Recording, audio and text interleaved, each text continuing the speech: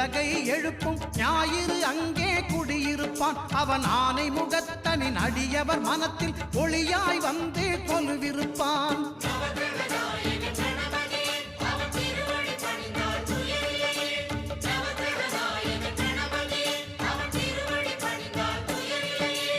ஒன்பது கோளும் ஒன்றாய் காண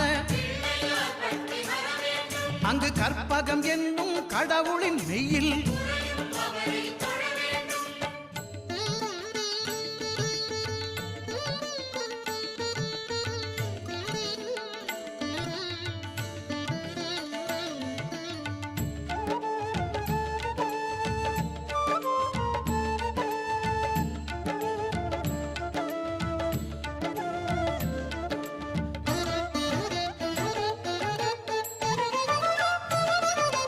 திங்கள் பகவான்